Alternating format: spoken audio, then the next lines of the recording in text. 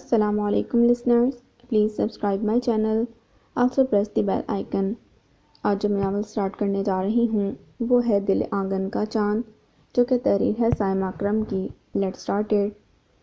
आयशा अब कहाँ रहेगी? टीवी लाउंज के आरामदेह सोफे पर ढीले ढाले अंदाज में बैठी तैयबा खातून का सवाल सामने अखबार पढ़ते इफ्तिखार साहब को हैरत ज़दा कर गया। हैरानी, दुख, तासुब और सदमे के ज़ेर असर इफ्तिखार साहब को हकीकतन अपना आप संभालना बेहद दुश्वार लगा था। उनके दिल को किसी ने मुट्ठी में ले लिया। तभी उन्होंने तड़प कर पूछा, क्या मतलब? आयशा कहाँ रहेगी? ये उसके बाप का घर है और वो यहीं रहेगी। अभी उसका बाप तो जिंदा है ना? उन्होंने एक नज़र अपने सामने बैठी बज़ाहिर बेपरवासी तैयबा खातून पर डाली, जबकि वो दानिस्ता खुद को मसरूफ़ ज़ाहिर करने के लिए अपने हाथों की अंगूठियों को घुमा रही थीं, जबकि सामने चाय की ट्राली लिए अंदर आती आयशा ठिठक कर रुक गई। उसने यकीनन अपनी फुप्पो का तल्ख और चुभता हुआ सवाल सुन लिया था। एक लम्हे को ज़मीन ने उसके कदम जकड़ लिए थे। दिल डूबा, आंखें भर आईं। पहले अज़रा जिंदा थी तब और बात थी। तैयबा खातून के तंज में ऐसी काट थी कि आयशा को अपना आप हकीर लगा, जबकि इफ्तिखार साहब ने बेचैनी से पहलू बदला। उन्हें झटका ही तो लगा था। क्यों, अब क्या हुआ है? इफ्तिखार साहब ने तड़प कर उन्हें देखा। अब इनकी सगी माँ इस दुनिया में नहीं रही। तैयबा खातून ने तसही की। क्यों, इसका बाप भी मर गया है क्या? इफ्तिखार साहब बेहद कटीले लहजे में पूछ रहे थे। आयशा की टांगें बोझ सहारने से इंकारी हो गई थीं, जबकि हलक खुश्क हो गया। हाँ, आयशा का सगा बाप उसकी पैदाइश के फ़ौरन बाद वफ़ात पा गया था। एक तल्ख मुस्कुराहट के साथ उन्होंने याद दिलाया, जबकि इफ्तिखार साहब ने तेज़ी से बात काटी। मैं सिर्फ इतना जानता हूँ कि आयशा मेरी इकलौती बेटी है। रिश्ते सगे या सौतेले नहीं होते। हम इंसानों के रवैये इन्हें सगा या सौतेला बना देते हैं। सिवाय ख़ानदान के चंद ख़ास लोगों के बाहर कोई भी इस हकीकत को नहीं जानता। लेकिन ना जानने से हकीकत बदल नहीं जाती। तैयबा खातून इस्तहज़ाइया लहजे में हंसी। तुम कहना क्या चाहती हो? उन्होंने गहरा सांस भरकर सर्द लहजे में पूछा। मैं आयशा की दुश्मन नहीं हूँ। आपको सिर्फ ये बताना चाहती हूँ कि वो सारा ख़ानदान जिसने एक बेवा के साथ निकाह करने और उसकी बेटी को पालने पर आपको खराज तहसीन पेश किया था, उसी ख़ानदान की औरतें अज़रा भाभी के इंतकाल के रोज़ दबे दबे लहजे में पूछ रही थीं कि अब आयशा का क्या बनेगा, क्योंकि वो अब इतने बड़े घर में अपने सौतेले बाप के साथ अकेले कैसे रह सकती है। क्या? इफ्तिखार साहब को शौक लगा। उन्होंने बेयकीनी से पहले अपनी बहन को और फिर दरवाजे के पास चाय की ट्राली लिए साकित खड़ी आयशा को देखा, जिसके चेहरे पर दुख, सदमे और हैरानी का तासुर खासा नुमाया था। वो खासी सहमी सहमी लग रही थी। अस्तग़फिरुल्लाह, इन औरतों को अकल पता नहीं कब आएगी। अब उज़रा के इंतकाल को एक हफ्ता भी नहीं हुआ और ये फजूल बातें शुरू कर दी। आयशा मेरा खून ना सही, लेकिन उसे पाला पोसा तो मैंने ही है ना, और सिर्फ 1.5 साल की थी जब वो इस घर में आई थी। उसे उंगली पकड़कर चलना भी मैंने सिखाया और 15 साल तक उसे इस हकीकत का पता भी नहीं चला। वो तो हमारी नाक़बत अंदेश और अहमक आलिया भाभी अगर आयशा को ना बताती तो सारी ज़िंदगी उसे पता ना चलता कि वो मेरी सगी बेटी नहीं, आपके सामने खड़ी है। ये ज़रा पूछें इससे, मैंने किसी सगे बाप से बढ़कर भी इसके लाड उठाए हैं।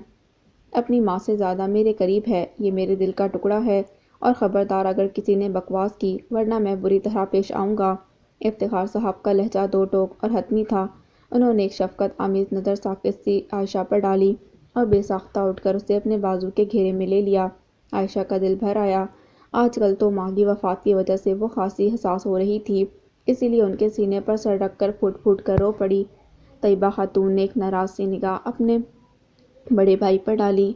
उनकी बारोब और संजीदा शख्सियत की वजह से खामोश रह गईं मसलहतन, वरना वो आज साफ साफ बात करने के मूड में थीं।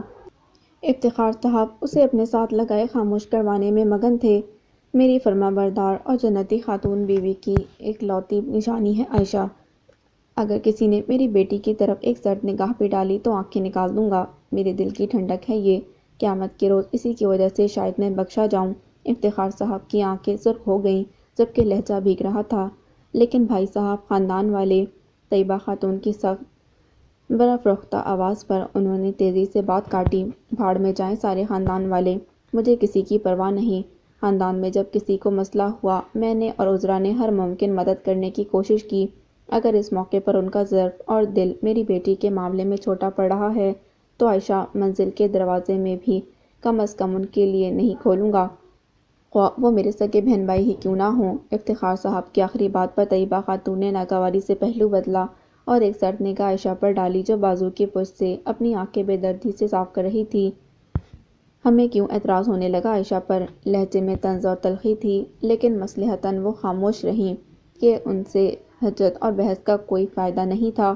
وہ شروع سے ہی ایسے تھے، کسی بات پر اڑ جاتے تو کبھی بھی انہیں ہلایا نہیں جا سکتا۔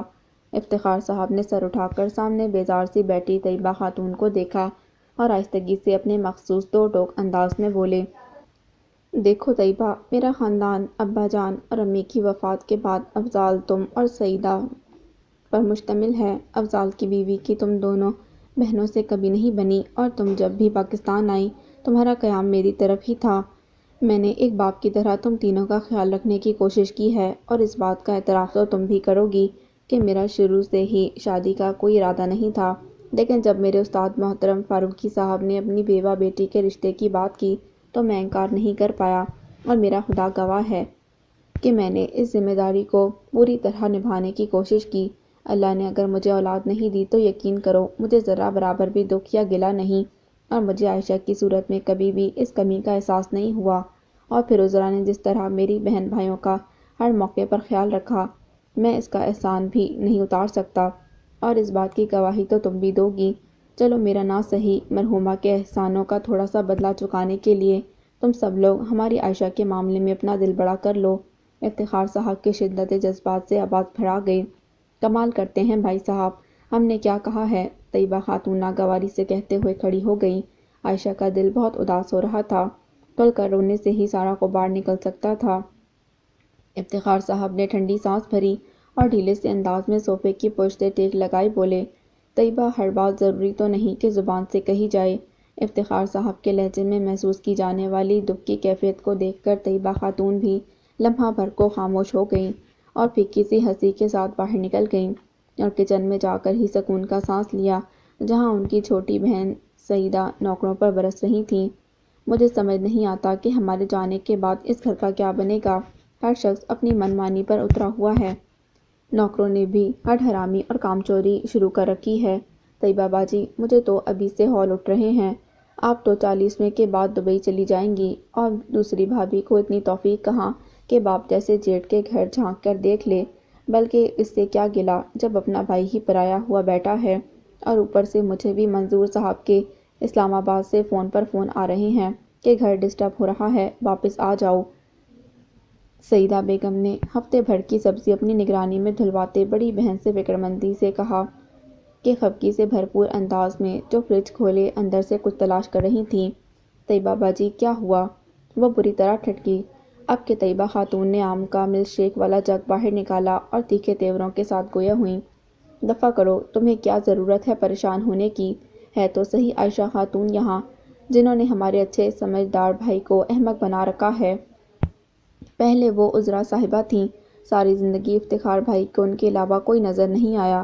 اللہ جانے کون سے تعویذ کھول کر پلا رکھے تھے جو ابھی تک ہمارے بھائی صاحب پرائی اولاد کی محبت میں اندھے ہوئے بیٹھے ہیں۔ ورنہ میری نند کی بھی تو دوسری شادی ہے۔ ہمارے نندوئی صاحب نے صاف الفاظ میں کہہ دیا کہ پہلے شوہر کی اولاد کو میرے گھر لانے کی ضرورت نہیں، حالانکہ خود اپنی پہلی بیوی سے 2 بچے موجود ہیں اور ایک ہمارے بھائی ہیں۔ پہلی جوانی میں ہی ایسی دین سے لو لگائی کہ دنیا بھلا بیٹھے، جو اللہ اللہ کر کے شادی کرنے کا ارادہ کیا تو اس بیوہ کو اٹھا لائے، اور ہم بہنوں کے سارے ارمان دھرے کے دھرے رہ گئے۔ آپ نے بات کی بھائی جان سے عائشہ کے سلسلے میں؟ سعدیہ خاتون نے اب کہ کھل کر پوچھا تو وہ استہزائیہ انداز میں بولی، جی ہاں بات کی، لیکن بھائی صاحب نے صاف صاف کہہ دیا کہ جس نے عائشہ کے متعلق کوئی بات کی اس کے لیے عائشہ منزل کے دروازے بند ہیں، کیونکہ وہ ان کے دل کا ٹکڑا ہے۔ ہیں، یہ کیا بات ہوئی؟ اب کیا خاندان والوں کے منہ کھلوائیں گے؟ سعدیہ بیگم کو ٹھیک ٹھاک دھچکا لگا۔ خاندان والوں کا تو پتہ نہیں، البتہ میرا منہ انہوں نے ٹھیک ٹھاک بند کروا دیا ہے۔ خواہ مخواہ میں کہہ کر بری بنی، حالانکہ سوئم والے دن عالیہ بھابھی اور مختلف خواتین بھی کہہ رہی تھیں۔ شیشے کا گلاس ٹیبل پر پٹخنے کے انداز میں رکھ کر وہ ناگواری سے بولی تو سعدیہ نے فوراً جواب دیا، لو زمانے سے نرالے ہیں ہمارے بھائی، اب لوگ کیا کہیں گے؟ کل کلاں کو مولوی حضرات فتوے کے لیے اٹھ کھڑے ہوں گے، میں افضال بھائی سے کہوں گی کہ وہ بات کریں، تم خود بات کر لو۔ کون؟ میں؟ وہ ایک دم झिझक कर पीछे हुई। ना बाबा ना इफ्तिखार भाई, एक तो हम चारों बहन भाइयों से बड़े हैं और दूसरे वो शुरू से ही संजीदा और कुछ फासला रखकर बात करने के कायल हैं। मैं और अफजाल भाई तो शुरू से ही उनसे बेतकल्लुफ़ नहीं हो सके और उनका क्या पता चलता है, ठीक ठाक झाड़ कर रख देते हैं। आपका तो फिर भी कुछ लिहाज कर लेते हैं। हाँ, हर जगह मुझे ही बुरा बनवाया करो। तैयबा खातून का मूड ठीक ठाक ख़राब था। अरे नहीं बाजी, सादिया ने फ़ौरन आगे बढ़कर बहन के कंधे पर हाथ रखा, जो किचन में पड़ी कुर्सी पर गिरने के से अंदाज में बैठ चुकी थीं, और फिर अपनी बात मुकम्मल की। सारा ख़ानदान जानता है कि इफ्तिखार भाई को आपसे ख़ुसूसी लगाव है। आपके फैसल का मेडिकल में भी एडमिशन नहीं हो रहा था तो उन्होंने सेल्फ फाइनेंस पर दाखिला ले दिया और अभी भी उसके तमाम अखराजात उठा रहे हैं। आपकी ज़रा ज़रा सी तकलीफ़ पर तड़प उठते हैं। लो ये क्या बात हुई? उन्होंने सर झटका। इफ्तिखार भाई तो हम तीनों छोटे बहन भाइयों के लिए एक जैसे हैं। अब तुम्हारी रिदा के ससुराल वाले गाड़ी के लिए कितना तंग कर रहे थे। इफ्तिखार भाई को पता चला तो फ़ौरन 0 मीटर गाड़ी लेकर रिदा की खलासी करवाई। मेरे लिए ऐसा कोई खसूसी क्या क्या कर दिया? तैयबा खातून मौका पर ही हिसाब बेबाक कर देने की आदी थीं। तभी फ़ौरन छोटी बहन को याद दिलाया, जबकि वो दानिस्ता बेपरवाही से करेले और भिंडियों को अलहदा-अलहदा टोकरियों में डालने लगी। वैसे अगर उन्होंने मेरी रिदा को गाड़ी लेकर दी तो ऐसा कोई एहसान भी नहीं किया। उनकी कौन सी सगी औलाद बैठी है? जब पराए लोगों की औलाद हमारे भाई के पैसों पर ऐश कर रही है तो कुछ अगर उन्होंने भांजे भांजियों पर लगा दिया तो ऐसा कौन सा अनोखा कर दिया? ऑयल मिल, 2 पेट्रोल पंप और अच्छा खासा बिजनेस है करोड़ों का। सादिया ने सब्जियां फ्रिज में रखते हुए निस्बतन धीमे लहजे में कहा तो तैयबा बेगम ने गौर से बहन का चेहरा देखा, जो बिल्कुल सपाट था, लेकिन माहौल की तलखी और सर्दमहरी को दूर करने के लिए वो हल्के फुल्के से अंदाज में गोया हुई। छोड़ो इफ्तिखार भाई का, सब कुछ तो हमारा ही तो है। आयशा कौन सा उनकी सगी औलाद है? कल को सब कुछ हमारे ही हिस्से में आएगा। मैं सोच रही हूँ कि फैसल को कहूँ मामू की तरफ ही शिफ्ट हो जाए। कब तक हौसलों के धक्के खाते रहेगा? बल्कि तुम अपने असवर का इस साल इस्लामाबाद की किसी यूनिवर्सिटी में एडमिशन करवाने की बजाय यहीं लाहौर में करवा दो, ताकि भांजे मामू की आंखों के सामने रहें। वरना कल कला को इस चंडाल आलिया के बच्चे ताया का सब कुछ समेट कर चलते बनेंगे और हम दोनों बहनें देखती रह जाएंगी। और मैं तो वैसे भी इतना दूर हूँ और तुम शुरू से सादा हो। हाँ, कह तो आप ठीक रही हैं। सादिया का माथा ठनका। अपनी बड़ी बहन की चालाकी, समझदारी और दूरंदेशी की तो वो शुरू से ही कायल थी, और फिर आयशा वाले मामले की तरफ ध्यान भी उन्होंने ही दिलवाया था, वरना सादिया के तो वहमो गुमान में भी नहीं था। तैयबा ने भी एक तंजिया हंकार उभरा और दोबारा मिल्कशेक की तरफ मुतवज्जा हो गई। बाबा, मैं अंदर आ जाऊं? हाथ में चाय की ट्राली थामे आयशा ने कुछ झिझकते हुए पूछा, और वो जो बेड पर नींद दराज तस्बीह कर रहे थे चौंक कर उठे। अरे आओ मेरा बेटा। भाई आज इजाज़त की ज़रूरत कैसे पड़ गई मेरे बब्बर शेर को? मोहब्बत और शफकत से लबरेज लहजे में कहते हुए वो फ़ौरन उठ बैठे। उनके चेहरे पर बड़ी शफीक और मेहरबान सी मुस्कुराहट फैली हुई थी। आयशा का दिल भर आया। वो खुद को संभालते हुए अंदर दाखिल हुई। आज तो कुछ बांटना चाहिए। मेरे बेटे को पूरे 8 दिन के बाद याद आया कि बाबा जानी शाम की चाय उनके साथ पीते हैं। वो सोफे पर बैठते हुए बोले, जबकि आयशा धीरे से मुस्कुराते हुए चाय बनाकर उनके सामने रखते हुए गोया हुई। सॉरी बाबा, बस सब कुछ इतना अचानक हुआ कि हवास ही एतदाल पर नहीं आ रहे थे। अम्मी तो अचानक चली गईं, फिर घर मेहमानों से भरा हुआ था। आंसू अचानक ही उसके रुखसारों पर ढलक आए। आयशा, बहुत बुरी बात है बेटे। वो बेचैन हुए, जबकि वो उठकर उनके कदमों में कारपेट पर बैठ गई और अपने मखसूस स्टाइल में अपना सर उनकी गोद में रख दिया।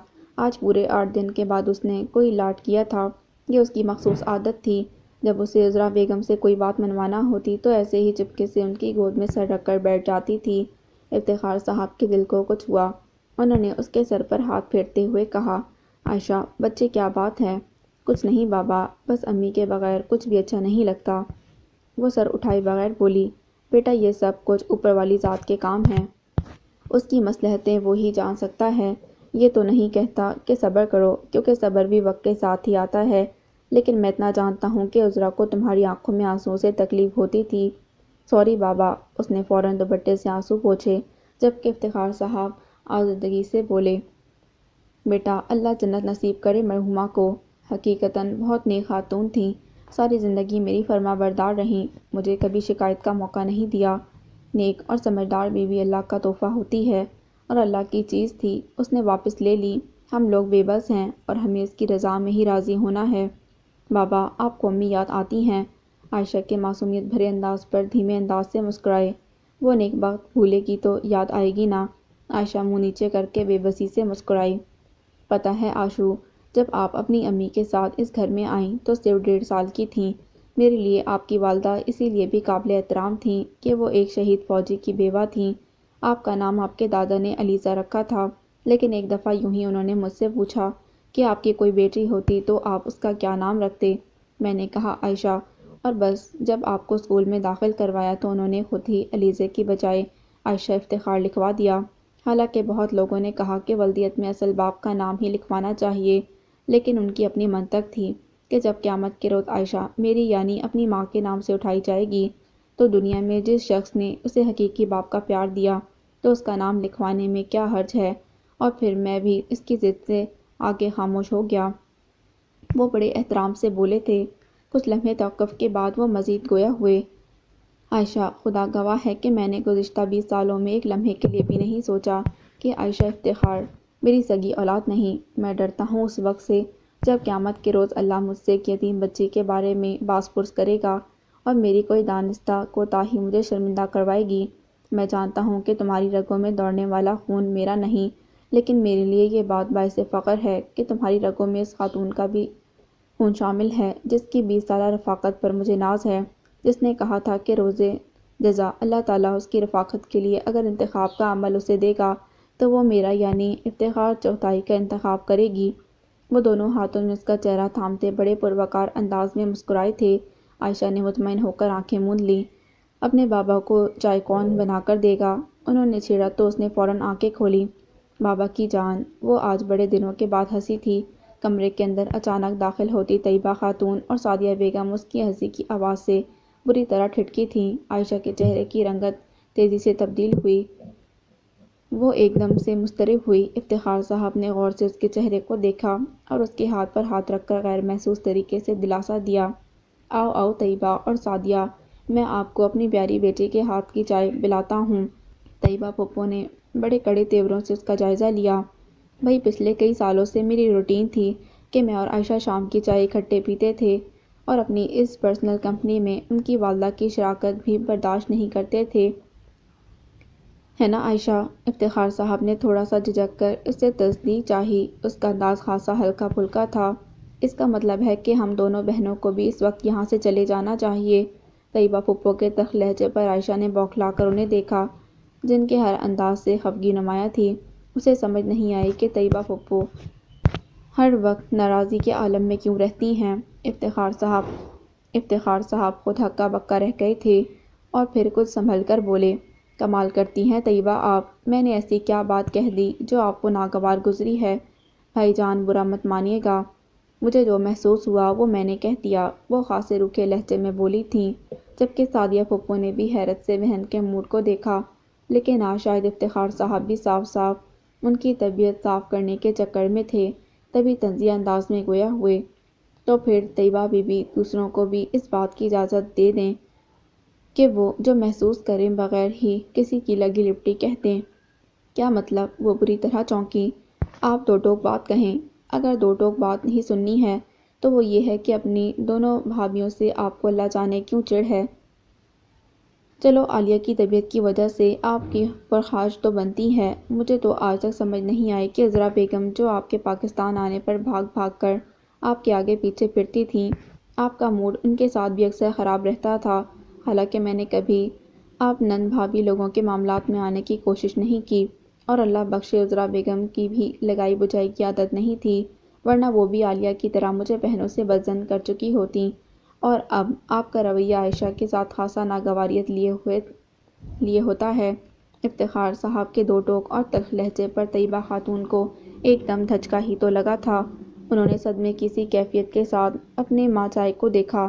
اس انداز کی تو انہیں ہرگز توقع بھی نہیں تھی۔ پھوٹ پھوٹ کر رو پڑیں، جبکہ سعدیہ نے گھبرا کر بہن کے کندھے پر ہاتھ رکھا، جبکہ عائشہ بوکھلا کر کچن سے پانی لینے کے لیے نکل پڑی۔ اللہ جھوٹ نہ بلوائے، میں کیوں اپنی بھابھیوں سے جلن رکھنے لگی؟ میں تو ہمیشہ ان کا خیال رکھتی تھی۔ جن دنوں عذرا بھابھی کی بیماری کا فون آیا میں نے فوراً دبئی سے سیٹیں بک کروائیں اور عائشہ کو ہمیشہ میں نے سگی بھتیجیوں کی طرح ٹریٹ کیا ہے۔ آپ نے تو میری عمر بھر کی ریاضتوں کو خاک میں ہی ملا کر رکھ دیا ہے۔ طیبہ خاتون اب دوپٹہ آنکھوں پر رکھے باقاعدہ ہچکیوں میں رو رہی تھیں اور بہن کی یہ حالت دیکھ کر سعدیہ بھی آپ دیدہ ہو گئی۔ طیبہ، میرا ہرگز مطلب آپ کا دل دکھانا نہیں تھا۔ آپ کو پتہ تو ہے مجھے جو بات محسوس ہوتی ہے میں دو ٹوک انداز میں کر دیتا ہوں، اور پھر آپ کو سعیدہ اور افضال کو میں نے ہمیشہ اپنے بچوں کی طرح ٹریٹ کیا ہے۔ اس حوالے سے میں سرزنش کا حق رکھتا ہوں۔ جبکہ آنکھیں صاف تھیں، انہوں نے دروازے کے پاس بوکھلائی کھڑی عائشہ کو دیکھا جو پانی کا گلاس پکڑے ہوئے تھی۔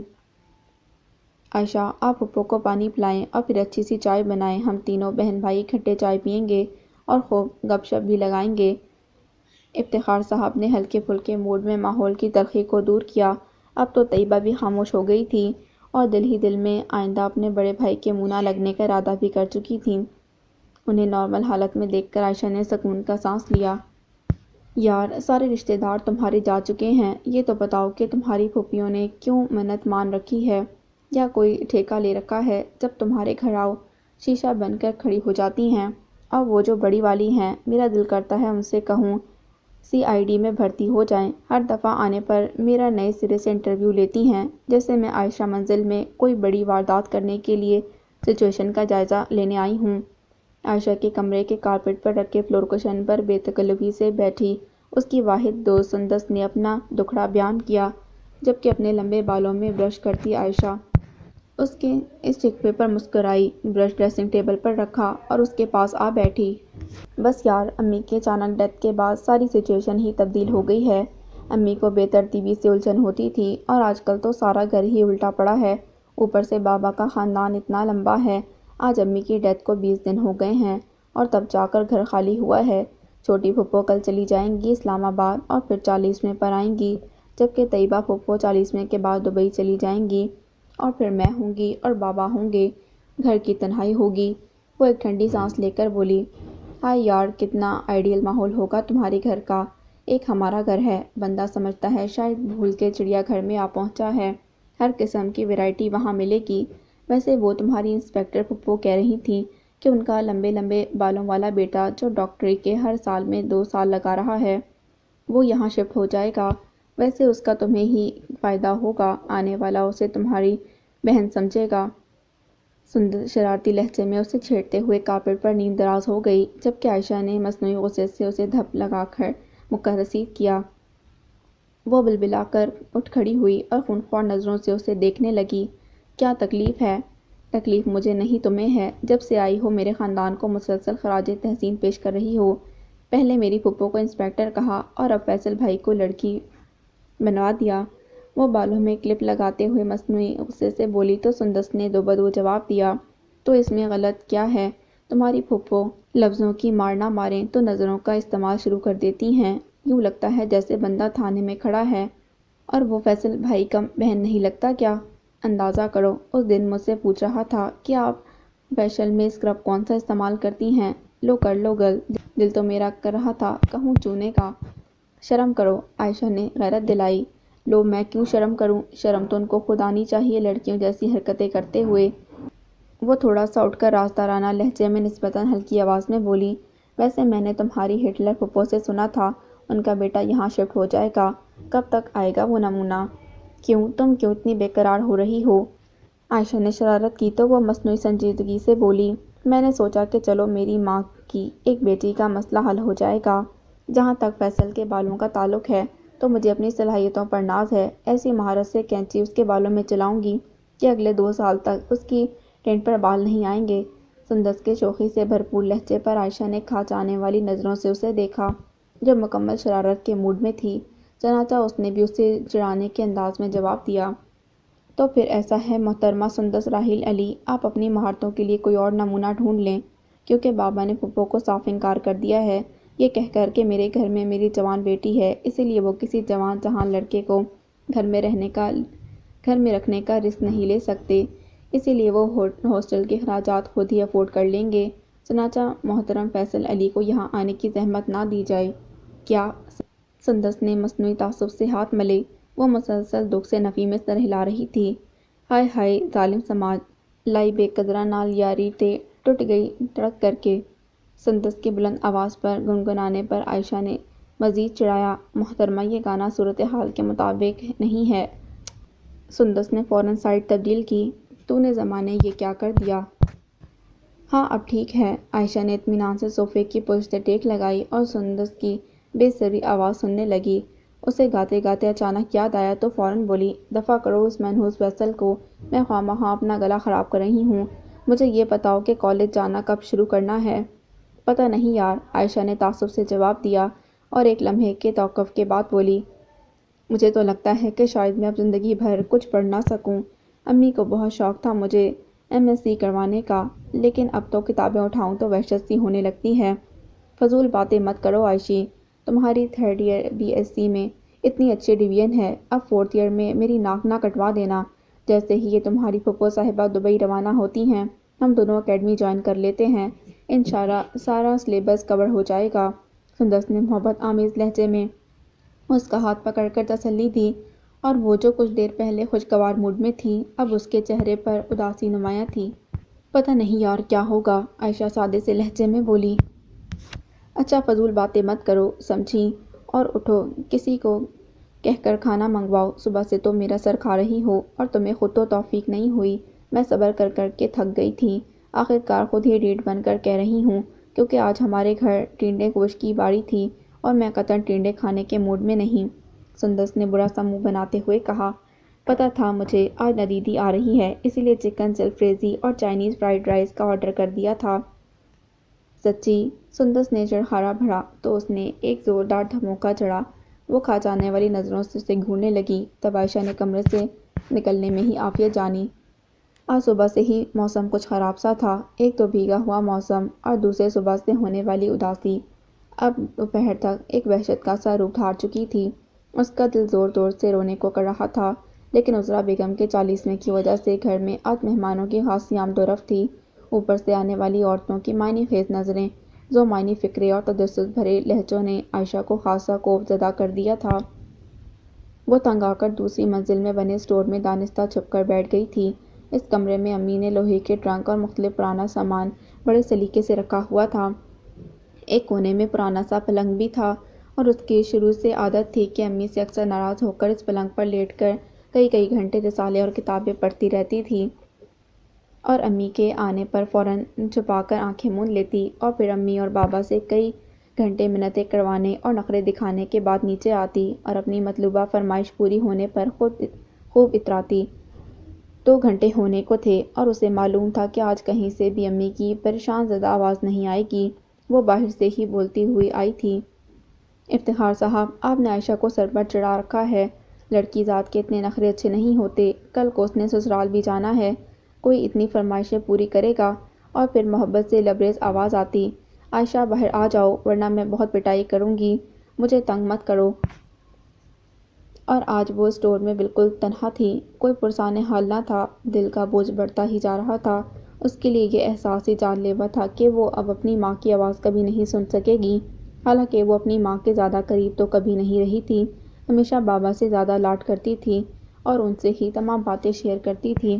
جب وہ میٹرک میں تھی تب عالیہ چچی نے اسے بتایا تھا کہ بابا اس کے سگے بابا نہیں ہیں، تو وہ شوق کی سی کیفیت میں کئی دن رہی اور جان بوجھ کر کے بابا سے کترانا شروع کر دیا، اور جب امی کو معلوم ہوا تو انہوں نے زندگی میں پہلی دفعہ اس کے چہرے پر تھپڑ مارا تھا اور زور زور سے روتے ہوئے کہا تھا، عالیہ بکواس کرتی ہے، وہ تمہارے بابا سے بدظن کرنا چاہتی ہے، اور اگر فرض کرو وہ تمہارا سگا باپ نہیں تو مجھے 16 سالوں میں کوئی ایسا لمحہ بتاؤ جب تمہیں محسوس ہوا ہو کہ افتخار نے تمہاری پرورش میں کوئی کوتاہی کی ہو، بولو بتاؤ۔ وہ بری طرح رو رہی تھی اور پھر بھی کے لہجے میں اسے دوبارہ کہا، دیکھو عائشہ میں تمہارے آگے ہاتھ جوڑتی ہوں، تم نے جو سوال مجھ سے کیا ہے وہ اپنے بابا سے کبھی مت کرنا، انہیں بہت تکلیف ہوگی، اور جس شخص نے مجھے پھولوں کی طرح رکھا ہو، جس سے کبھی مجھے زندگی میں شکایت نہیں ہوئی، اگر اسے کوئی تکلیف دے تو وہ خواہ میری سگی اولاد ہی کیوں نہ ہو، میرے لیے اس اولاد کی کوئی اہمیت نہیں۔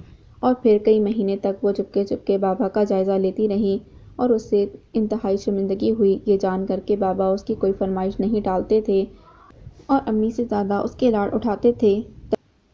تبھی ایک دن جب اماں اسے ٹرپ پر جانے کی اجازت نہیں دے رہی تھیں تو اس نے غصے میں آ کر کہا، مجھے لگتا ہے کہ میرے بابا سوتیلے نہیں بلکہ امی سوتیلی ہیں۔ اور ٹی وی لاؤنج میں اخبار پڑھتے بابا کو شوق لگا تھا۔ دکھ اور صدمے سے ملے جلے تاثرات کے ساتھ انہوں نے عائشہ کو دیکھا تھا۔ انہیں یوں لگا جیسے کسی نے بم ان کے سر پر دے مارا ہو اور زمین کی گردش رک گئی ہو۔ وہ کچھ لمحوں کے بعد سنبھل کر بولے، عائشہ، یہ فضول بات آپ کو کس نے بتائی ہے؟ آپ کو اندازہ ہے کہ آپ کیا کہہ رہی ہیں؟ ان کے لہجے میں دکھ اور تعصب ٹھاٹھے مار رہا تھا۔ تھوڑی دیر کے لیے تو عائشہ کی سٹی گم ہو گئی تھی۔ وہ بابا کی کیفیت سے ڈر گئی تھی۔ بتائیں کس نے کہا ہے اور کہ آپ کے بابا سوتیلے ہیں؟ ان کو بہت کم غصہ آتا تھا۔ عائشہ کی آنکھیں ڈبڈبا گئیں۔ امی کے چہرے پر بھی منووحشتیں ناچ رہی تھیں۔ انہوں نے سنجیدگی سے اسے ہلایا، ادھر آئیں میرے پاس۔ وہ ڈرتے ڈرتے ان کے پاس پہنچی تو انہوں نے اس کے کندھے پر ہاتھ رکھ کر سنجیدہ مگر نرم لہجے میں پوچھا، بیٹا، آپ کو سوتیلی لفظ کا مطلب پتہ ہے؟ وہ بے بسی سے بابا کے ناراض چہرے کو دیکھ کر آہستگی سے بولی، سوری بابا۔ اس کے لہجے میں شرمندگی اور تعصب کا عنصر واضح تھا۔ تبھی وہ دانستہ بے پرواہ لہجے میں گویا ہوئے، عائشہ بیٹے، آئندہ ایسی فضول بات میں دوبارہ ہرگز نہیں سنوں۔ اور آپ کو پتہ ہے نا، جب بابا ناراض ہو جائیں تو وہ کبھی نہیں مانتے۔ اور سوری کہیں اپنی امی سے بھی، اور مجھے یقین ہے کہ میرا بیٹا آئندہ ایسی کوئی بات نہیں کرے گا، ہے نا؟ سوری بابا، آئی ایم ریئلی سوری۔ کچھ ہی دیر کے بعد وہ ان کے سینے سے سر ٹکائے رو رہی تھی اور وہ محبت اور شفقت بھرے لہجے میں بولے تھے، جس بات سے بابا اور امی کو تکلیف ہوتی ہو، اچھے بچے ایسی باتیں بالکل نہیں دہراتے، ہے نا؟ اس نے روتے ہوئے سر ہلایا، شاباش، اور بابا تو عائشہ کے بیسٹ فرینڈ بھی ہیں نا؟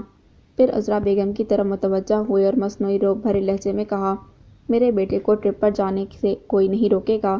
جبکہ امی نے کچن کی طرف جاتے خفگی سے بھرپور لہجے میں کہا، اور چڑھائیں اسے بیٹا بیٹا کہہ کر سر پر، کل کو اکیلے ہی سر پکڑ کر روئیں گے تو میں صاف انکار کر دوں گی۔ اور وہ واقعی چلی گئی تھی۔ اسے ابھی تک یقین نہیں آ رہا تھا۔ دل دکھ اور غم کی کیفیت سے پھٹ رہا تھا۔ کچھ دن پہلے ہی تو وہ بابا سے کہہ رہی تھی کہ پشاور سے کسی دوست سے کہہ کر کمبل منگوا کر دیں عائشہ کے جہیز میں رکھنے کے لیے، اور انہوں نے حیرت آمیز لہجے میں ہنستے ہوئے پوچھا، ارے اپنی عائشہ اتنی بڑی ہو گئی ہے کیا؟ ذہن کی اسکرین پر مختلف مناظر بڑی شدت سے ابھر رہے تھے اور دل کرب کی آماج کا بنا ہوا تھا کہ اچانک اسے لگا کہ اسٹور کا دروازہ کسی نے کھولا ہے، اور پھر ایک دم لائٹ جلی تو تیز روشنی سے اس کی آنکھیں چندیا گئیں۔ اس نے بے ساختہ اپنا بازو آنکھوں پر رکھا تھا۔ اسی لمحے بابا کی شفقت بھری آواز اس کی سماعتوں سے ٹکرائی، مجھے یقین تھا میرا بیٹا یہیں ہوگا۔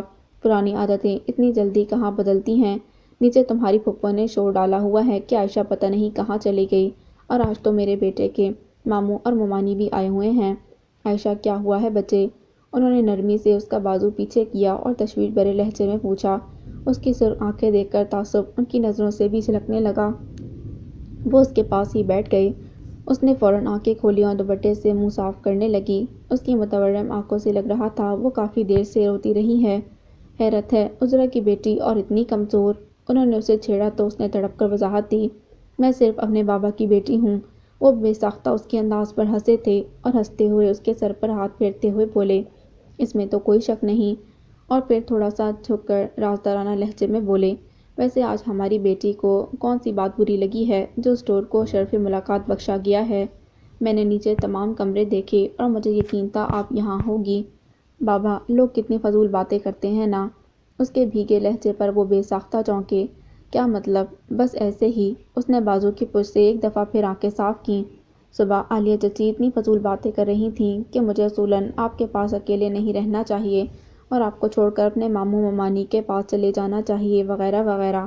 تو پھر آپ نے کیا سوچا؟ انہوں نے گہرے لہجے میں استفسار کیا تو وہ فوراً بولی، سوچنا کیا ہے، میں کیسے اپنے بابا کو چھوڑ کر جا سکتی ہوں؟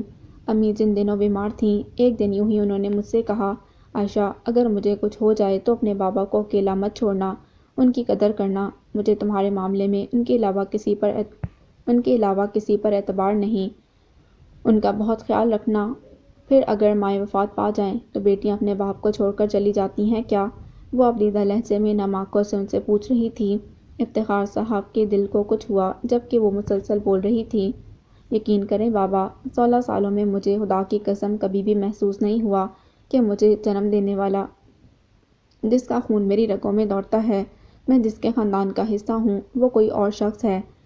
مجھے معلوم نہیں میرے فادر کیسے تھے، میں نے کبھی ان کو محسوس نہیں کیا۔ میرے لیے تو ہمیشہ آپ کی ذات اس حوالے سے معتبر رہی ہے۔ جب عالیہ چچی نے مجھے اس حقیقت سے آگاہ کیا تو مجھے کئی دن تک یقین ہی نہیں آیا، اور جب اس بات کی تصدیق ہو گئی تو آپ کی قدر میرے دل میں مزید بڑھ گئی تھی۔ میں آپ کو چھوڑ کر نہیں جا سکتی۔ یقین کریں بابا، امی کی موت سے زیادہ میرے لیے یہ بات تکلیف دہ ہے۔ بات کے اختتام پر وہ پھوٹ پھوٹ کر رو پڑی۔ عائشہ تو بابا کی جان ہے۔ انہوں نے بے ساختہ اس کے ماتھے پر پیار کیا۔ وہ ایک دم ہلکے پھلکے ہو گئے تھے، کیونکہ صبح سے عائشہ کے ماموں کا اصرار تھا کہ وہ اسے ساتھ لے جانے کے لیے آئے ہیں۔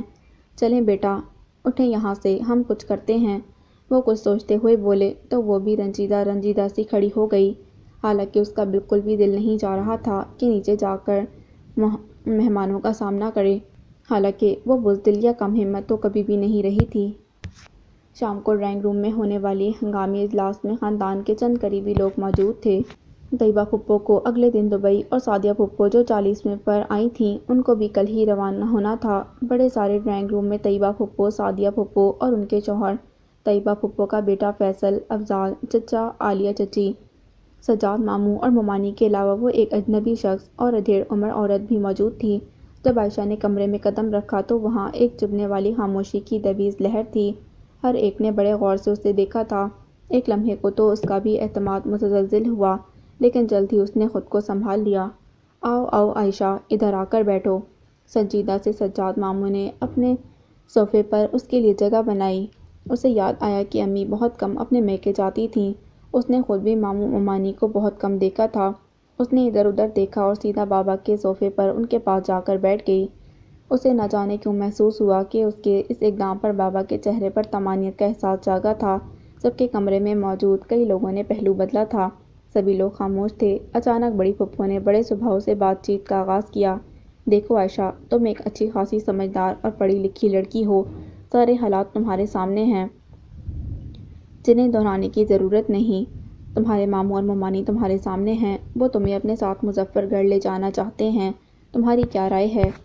طیبہ پھپھو کی بات پر ممانی جان نے بے چینی سے پہلو بدلا تھا۔ ان کے چہرے پر خفگی اور بیزاری کا تاثر نمایاں تھا۔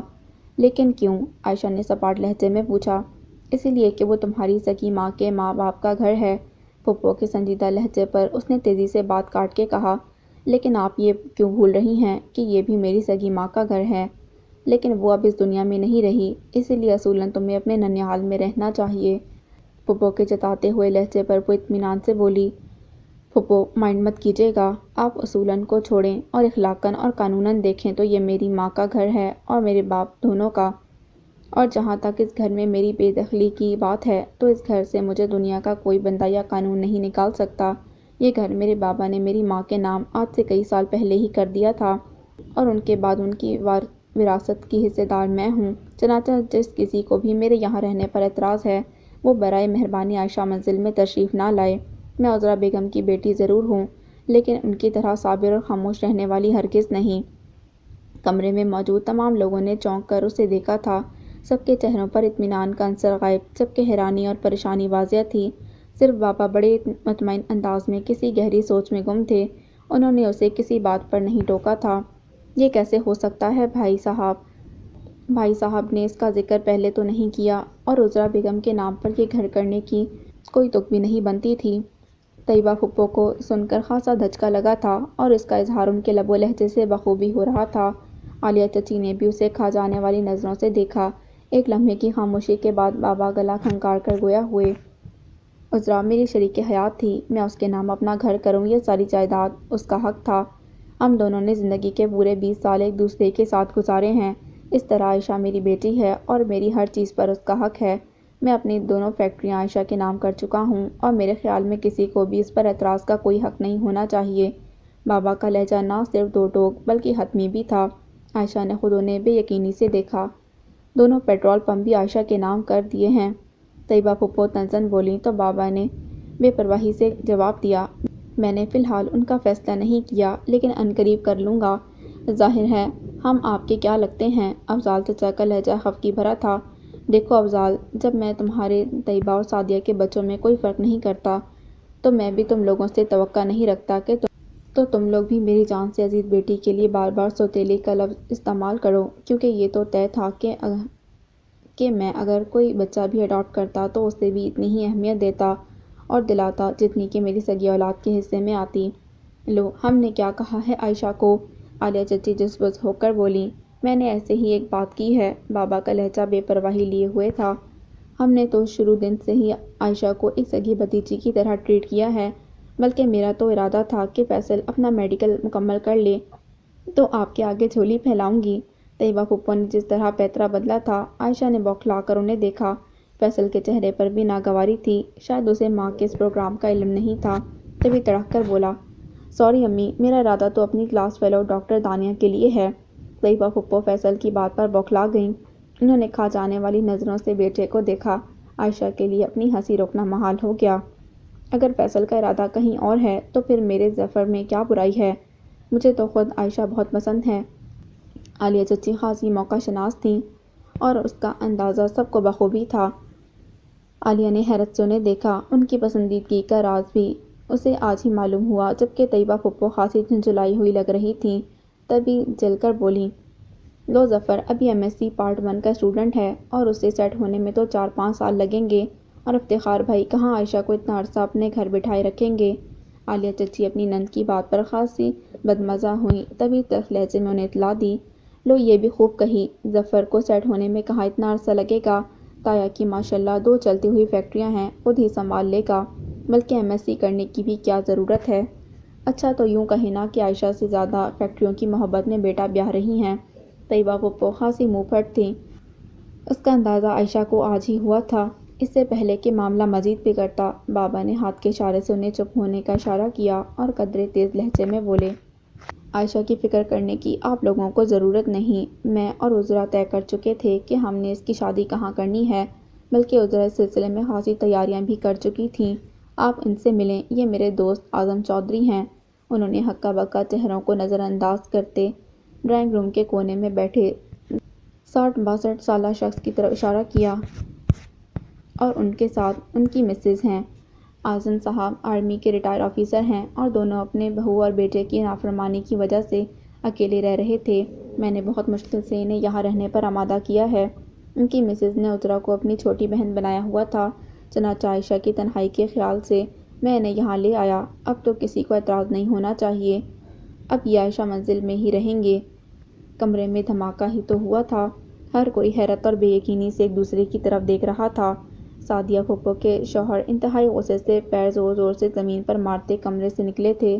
طیبہ پھپھو کا الگ برا حال تھا، اور عائشہ کو 100% یقین تھا کہ وہ دل ہی دل میں اسے خوب کوس رہی ہوں گی۔ آخرکار افضال چچا اپنی بیوی کی گھوڑیوں اور اشاروں کی بدولت تھوک نگلتے سنبھل کر بولے، بھائی صاحب یہ تو بیگانے لوگوں جیسی باتیں ہیں۔ آپ کو کم از کم مجھے تو بتانا چاہیے تھا کہ آپ نے عائشہ کا رشتہ کہیں طے کر رکھا ہے۔ برخوردار، یہ بھی بہت خوب کہی آپ نے۔ یہ 5 کلومیٹر کے فاصلے پہ آپ کا گھر ہے۔ عید کے عید آپ بڑے بھائی کے گھر جھانکتے ہیں، آج تک فون کر کے حال احوال پوچھنے کی توفیق نہ ہوئی اور باتیں کر رہے ہیں آپ بڑی بڑی۔ پہلے فرائض نبھانا سیکھیں، پھر بات کیجیے گا حقوق کی۔ افتخار صاحب نے ٹھیک ٹھاک طبیعت صاف کی تھی چھوٹے بھائی کی، تبھی وہ تلملا کر خاموش ہو گئے۔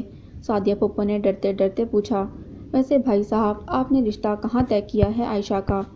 نہ ہی کسی رشتے کا، لیکن وہ مصلحتاً خاموش رہیں، کیونکہ اتنا تو یقین تھا کہ کم از کم بابا اس کے ساتھ زیادتی نہیں کریں گے۔ اچھا تو بیٹا اب ہمیں اجازت دے، اب آپ تو یہیں رہیں گی نا؟ سجاد ماموں اپنی بیوی کی کوہنیوں سے تنگ آ کر کھڑے ہو گئے اور سرسری لہجے میں پوچھا، جبکہ اس کے بولنے سے پہلے ہی ممانی جان نے منہ بناتے غصے سے کہا، ظاہر ہے وہ اپنی فیکٹریاں اور گھر چھوڑ کر اب غریب غربا ماموں کے ساتھ تو چلنے سے رہی۔ جب اکلوتی بہن نے ساری زندگی اپنے اکلوتے بھائی کے گھر عید شب برات پر جھانک کر نہیں دیکھا تو بھانجی کہاں سے آئیں گی؟ اور آپ ہی بہن کی اور بھانجی کی محبت میں دوڑتے چلے آئے اچھا خاصا کرایہ لگا کے، اور بھانجی کو پرواہ تک نہیں۔ ممانی جان کے ماتھے کے بل اور ناگوار لہجہ ان کے موڈ کی ٹھیک ٹھاک عکاسی کر رہا تھا۔ زبان سے زیادہ ان کے ہاتھ چل رہے تھے۔ وہ اپنے ہینڈ بیگ میں نہ جانے کیا تلاش کر رہی تھیں، جبکہ سجاد ماموں کی شخصیت ان کے سامنے خاصی دبی ہوئی تھی۔ اس کا اندازہ عائشہ کو 15 منٹ میں ہی ہو گیا تھا۔ سجاد کھانا کھا کر جائیے گا شام کا، میں فون پر بکنگ کروا دیتا ہوں، ڈرائیور چھوڑ آئے گا بابا نے کھڑے ہو کر انہیں خلوص دل سے روکا، جبکہ ماموں نے زیادہ طلب نظروں سے بیوی کی طرف دیکھا اور وہاں مثبت رسپانس دیکھ کر دوبارہ صوفے پر بیٹھ گئے۔ عائشہ، آپ اعظم انکل اور آنٹی کو گیسٹ روم میں لے کر جائیں۔ آپ کے ساتھ والا کمرہ میں نے سیٹ کروا دیا ہے ان کے لیے۔ اور طیبہ، آپ کی فلائٹ رات کتنے بجے ہے؟ افتخار صاحب نے ایک سائڈ پر بیزار سی بیٹھی اپنی بہن سے پوچھا۔ فلائٹ تو رات 8 بجے کی ہے، لیکن میں بس تھوڑی دیر میں نکل جاؤں گی۔ مجھے ایک رشتہ دار سے بھی ملنا ہے اور فیصل کو کچھ شاپنگ بھی کروانی ہے۔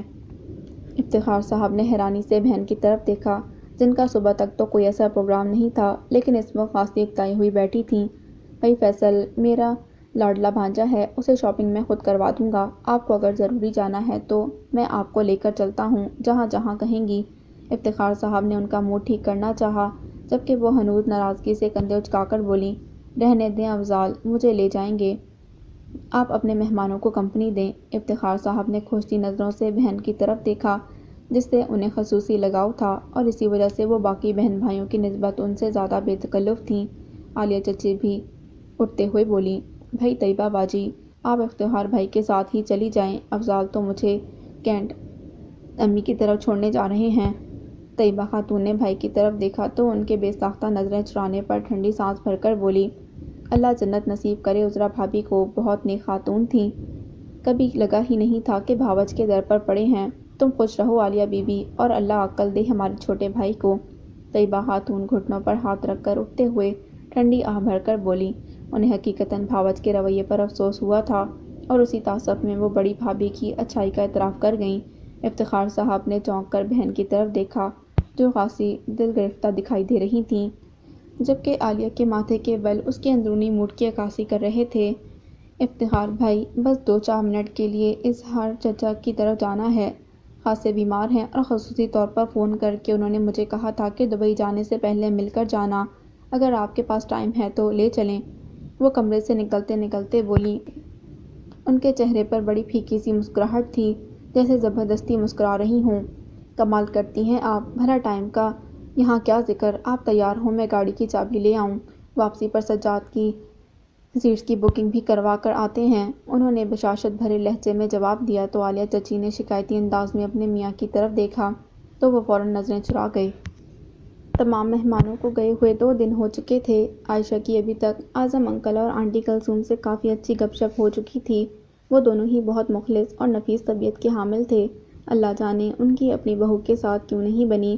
عائشہ نے بھی اصرار کرنا مناسب نہیں سمجھا، اور کچھ تجسس کا مادہ اس میں کم تھا، لیکن سندس آتے جاتے ان کو ضرور کریدتی تھی۔ اب تو اس کی بھی انکل اور آنٹی سے خاصی بے تکلفی ہو چکی تھی۔ آنٹی گھریلو خاتون تھیں اور انہوں نے آتے ہی سارے گھر کی ذمہ داری لے لی تھی، جبکہ انکل اکثر صبح بابا کے ساتھ فیکٹری نکل جاتے، اور اگر گھر میں ہوتے تو لان میں یا اسٹڈی میں مصروف رہتے۔ وہ خاصے زندہ دل انسان تھے، کبھی کبھار سندس آ جاتی تو بابا اور انکل اعظم کو گھسیٹ کر بیڈمنٹن کورٹ میں لے آتی۔ وہ لاکھ کہتے کہ ہم بوڑھے کہاں کھیل سکتے ہیں، لیکن وہ ایک بات نہ سنتی اور انہیں ہرا کر زبردستی ٹریٹ لیتی، اور اس کارنامے پر خاصا خوش بھی ہوتی۔ آنٹی کلثوم اس کی حرکتوں پر خاصا خوش ہوتیں، جبکہ عائشہ اسے گھورتی رہ جاتی، لیکن وہ کہاں پرواہ کرنے والی تھی۔ اس دن وہ کالج سے واپسی پر وہیں ٹھہر گئی تھی، اور اب کچن میں آنٹی کلثوم کا سر کھا رہی تھی، جب عائشہ زبردستی اسے وہاں سے نکال کر لائی۔ دوپہر کا کھانا کھا کے وہ دونوں وہیں ٹی وی لاؤنج میں نیند دراز تھیں، جب آنٹی کلثوم ایک البم اٹھائے بڑے جوش و خروش سے لا کر انہیں دکھانے لگیں۔ یہ ان کے بیٹے کی شادی کی تصاویر تھیں۔ پہلی تصویر دیکھتے ہی سندس شرارتاً بولی، ماشاء اللہ آنٹی، آپ کا بیٹا تو خاصا ہینڈسم اور اسمارٹ ہے، مجھے تو آپ کی بہو سے خاصی جیلسی محسوس ہو رہی ہے، کاش کہ آپ 2-4 سال میرا انتظار کر لیتیں۔ آنٹی کلثوم اس کی شرارت اور شوخی بھرے لہجے پر فوراً بولی، بیٹا میں تو انتظار کر لیتی، لیکن میرا بیٹا نہیں کر سکتا تھا، کیونکہ شمائل کے ساتھ اس کی لو میرج ہے۔ دھت تیرے کی، ویسے آنٹی آپ کے بیٹے کی چوائس بالکل اچھی نہیں، اب اس محترمہ میں سوائے گوری اور پھیکی رنگت کے ہے ہی کیا، پکوڑا سی تو ناک ہے۔ سندس کے جل کر بولنے پر عائشہ نے تل ملا کر اسے دیکھا، سندس بکواس مت کرو، اچھی خاصی تو ناک ہے۔ عائشہ نے آنکھوں ہی آنکھوں میں اسے تنبیہ کی، لیکن وہ کندھے اچکا کر بولی، کہتی ہوں سچ کے جھوٹ کی عادت نہیں مجھے۔ آنٹی کلثوم نے متانت بھرے انداز میں مسکرا کر دونوں کو دیکھا اور عائشہ کے چہرے پر خفگی کے تاثرات دیکھ کر ملائمت سے کہا، ارے بیٹا کیوں ڈانٹتی ہو، بھئی مجھے معلوم ہے ارے بیٹا کیوں ڈانٹتی ہو؟ بھائی مجھے معلوم ہے کہ وہ مذاق کر رہی ہے، اور ویسے بھی بیٹا تم سندس کو مت ٹوکا کرو، مجھے اس کی شرارتیں اچھی لگتی ہیں، اور اگر میری بیٹی ہوتی تو بالکل ایسی ہوتی، لیکن مجھے یقین ہے کہ وہ سندس جتنی بدتمیز تو ہرگز نہ ہوتی۔ عائشہ کے جل کر بولنے پر آنٹی اور سندس بے ساختہ ہنس پڑی تو عائشہ بھی مسکرانے لگی۔ ویسے آنٹی آپ اور انکل تو اتنے لونگ ہے، تو پھر شمائل کی آپ سے کیوں نہیں بنی؟ سندس کے اچانک بولنے پر ایک تاریک سا سایہ ان کے چہرے پر دوڑ گیا، وہ ایک دم سنجیدہ ہو گئی۔ بس بیٹا کیا کہہ سکتے ہیں، ہمیں شمائل سے تو کوئی شکایت نہیں، جب اپنے بیٹے کو احساس نہیں تو بندہ آنے والی کو کیوں کہے، اور پھر بریگیڈیئر کی نازک مزاج بیٹی تھی، اپنے میاں کی لاڈلی تھی، اپنے گھر میں اسے ہم بوڑھوں کو دیکھ کر وحشت ہوتی تھی، اسی لیے علیحدہ ہو گئی۔ بس ہماری تو دعا ہے جہاں رہیں خوش رہیں۔ آنٹی پھیکے سے انداز میں زبردستی مسکراتے ہوئے کھڑی ہو گئیں اور فوراً بات پلٹی۔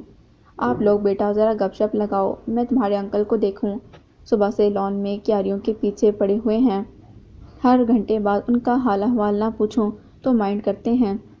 اپنی بات مکمل کرتے ہوئے وہ زبردستی بشاشت اپنے لہجے میں لا کر بولی اور کمرے سے نکل گئی۔ عائشہ نے تعصب بھری نگاہوں سے سندس کی طرف دیکھا تو وہ شرمندگی سے بولی، میں نے کیا کیا؟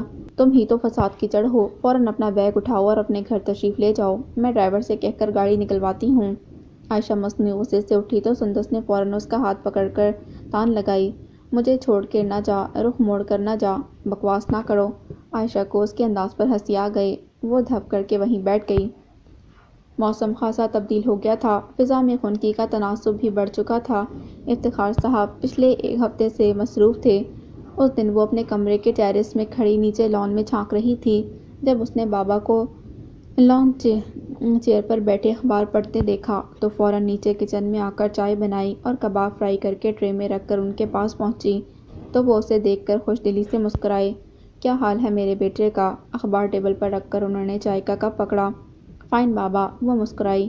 بھائی اپنے انکل اور آنٹی کو بھی لان میں بلا لینا، وہ دونوں تو دوپہر کھانا کھا کر کسی سے ملنے گئے ہیں۔ اچھا اعظم نے ذکر ہی نہیں کیا، انہیں یاد نہیں رہا ہوگا۔ ارے میرے بیٹے کی اسٹڈی کیسی جا رہی ہے؟ ایک دم شاندار، اس کا مطلب ہے کہ یونیورسٹی میں اس دفعہ پھر پوزیشن ہوگی۔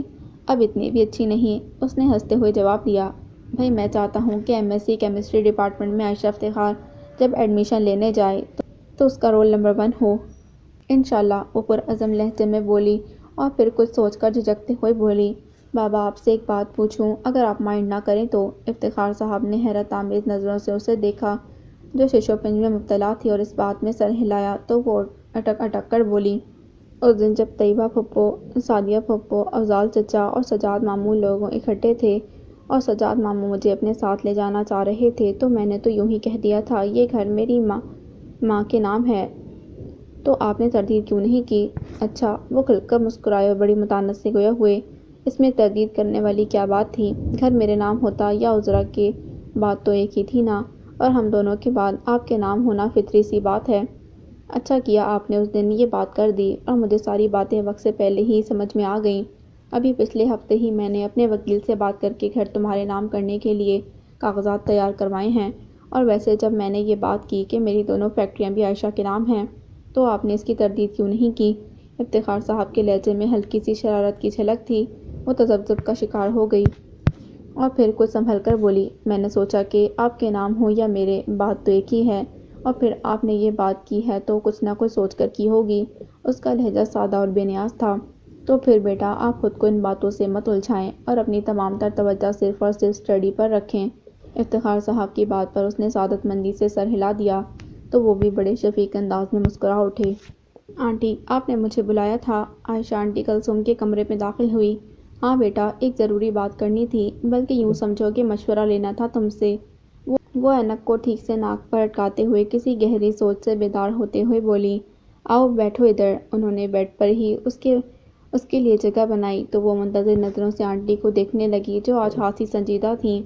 یہ سندس کی فیملی کیسی ہے؟ وہ پراسرار انداز میں متبسم ہوئی۔ کیا مطلب؟ عائشہ ٹھٹک کر رہ گئی۔ آپ کیوں پوچھ رہی ہیں بیٹا؟ آذر واپس پاکستان آ رہا ہے نا، کہہ رہا تھا کہ اس دفعہ شادی کر کے ہی جاؤں گا۔ انہوں نے معنی خیز مسکراہٹ کے ساتھ انکشاف کیا۔ آذر کون؟ عائشہ چونکی۔ بھائی میرا دوسرے نمبر والا بیٹا۔ کیا؟ عائشہ کا منہ کھلے کا کھلا رہ گیا۔ اچھا آپ کے 2 بیٹے ہیں؟ عائشہ نے سنبھل کر پوچھا تو انہوں نے فوراً جواب دیا 2 نہیں 3۔ انہوں نے تعجبی نظروں سے گھورتے ہوئے تردید کی۔ اچھا؟ عائشہ نے حیران نظروں سے انہیں دیکھا۔ اسے ابھی تک یقین نہیں آ رہا تھا۔ ہاں سب سے بڑا تو احمد تھا، اس سے چھوٹا آذر پچھلے 5 سالوں سے امریکہ میں ہے، پہلے پڑھ رہا تھا اور اب وہیں جاب کر رہا ہے، اور سب سے چھوٹا خاور آرمی میں ہے، کیپٹن، آج کل کوئٹہ میں پوسٹنگ ہے۔ ماشاءاللہ میرے تینوں بیٹے اچھے خاصے اور اونچے لمبے اور خوبصورت ہیں، اور خاور کی فطرت اور کردار تو اتنا اچھا ہے کہ کوئی اسے ناپسند کر ہی نہیں سکتا۔ وہ آہستگی سے مخاطب ہوئی تھیں۔ عائشہ نے خوشگوار حیرت میں گھر کر ان کی طرف دیکھا، ان کی آنکھوں اور لہجے میں اپنے بیٹوں کے لیے محبت ٹھاٹھیں مار رہی تھی۔ تو پھر آپ یہاں کیسے؟ میرا مطلب ہے کہ آپ کے بیٹوں نے آپ کو یہاں کیسے رہنے دیا؟ عائشہ یہ بات کرتے ہوئے مسلسل تذبذب کا شکار تھی۔ انہوں نے گہری نظروں سے عائشہ کا چہرہ ٹٹولا اور نپے تلے انداز میں گویا ہوئیں۔ بھائی جو سچ پوچھو تو خاور نے تو بہت شور مچایا تھا، لیکن انہی دنوں شمائل کو اپنے ساس سسر کے گھر میں موجودگی بہت ناگوار گزر رہی تھی، اور اسی لیے ہم دونوں بھی بہت ٹینشن میں تھے۔ اللہ بھلا کرے افتخار صاحب کا۔ انہی دنوں وہ ہمارے ہاں ملنے چلے آئے۔ تمہاری والدہ کے انتقال سے 1 ہفتے پہلے تو اعظم صاحب نے ان سے کرائے کے گھر کا ذکر کیا تھا تو وہ بہت خفا ہوئے اور فوراً گھر لے جانے کی ضد کرنے لگے، اور اگلے دن تمہاری والدہ محترمہ کے ساتھ آ گئیں۔ اللہ جنت نصیب کرے، بہت ہمدرد خاتون تھیں، انہوں نے بھی بہت اصرار کیا۔ اور ابھی اعظم صاحب سوچ رہے تھے کہ تمہاری والدہ کا اچانک ہارٹ فیل ہونے سے انتقال ہو گیا، ہمیں تو شوق لگا۔ پھر خاور کو بھی کوئٹہ میں گھر مل گیا تھا، وہ ضد کرنے لگا میرے ساتھ کوئٹہ چلیں، لیکن میرا اور اعظم صاحب کا لاہور کو چھوڑنے کو دل ہی نہیں مانتا تھا۔ پھر انہی دنوں افتخار صاحب آئے، وہ اپنی بیوی کی اچانک وفات کی وجہ سے بہت نڈھال تھے۔ بس اعظم صاحب نے فیصلہ کر لیا اور ہم دونوں اپنی بیٹی کے پاس آ گئے۔ وہ گہری سانس لے کر بولی تھی۔ اوہ! عائشہ کو اپنی بے خبری پر افسوس ہوا۔ بس کوئی ضرورت نہیں ہے آپ کو کہیں جانے کی، آپ بس میرے پاس رہیں، ہم آذر بھائی کی شادی کر کے سندس کو بھی یہیں لے آئیں گے، اتنا بڑا تو گھر ہے۔ عائشہ نے بڑے خلوص دل سے کہا تو وہ بڑی اپنائیت بھرے انداز میں گویا ہوئیں۔ دیکھو بیٹا، اللہ بہتر جانتا ہے، ورنہ آذر تو وہیں امریکہ میں بیٹھا بڑے بھائی پر ناراض ہو رہا ہے، اپنے باپ کے اکاؤنٹ میں فوراً اچھی خاصی رقم بھجوائی ہے کہ آپ پہلی فرصت میں گھر دیکھیں اور خریدیں۔ پھر میں کیسے رہوں گی؟ اس کا دل دھک کے رہ گیا۔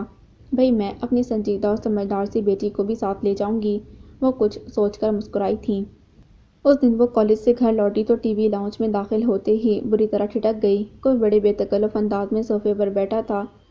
پہلی نظر میں تو اسے سمجھ نہیں آیا کہ آرمی کا یونیفارم اسے سوٹ کر رہا ہے یا اس کی وجہ سے یونیفارم کی قدر و قیمت میں اضافہ ہو گیا ہے۔ 6 فٹ سے بھی زائد نکلتا ہوا قد، چوڑے شانے، گندمی رنگت، گھنی مونچھیں، اس کی شخصیت میں سادگی اور شائستگی نمایاں طور پر جھلکتی تھی۔ وہ اس کی موجودگی سے بے نیاز ٹی وی کی طرف متوجہ تھا جہاں کوئی ڈاکومنٹری فلم دکھائی جا رہی تھی۔ خاور کھانا کھاؤ گے؟ آنٹی کلثوم ڈائننگ ٹیبل کے پاس کھڑی پوچھ رہی تھیں۔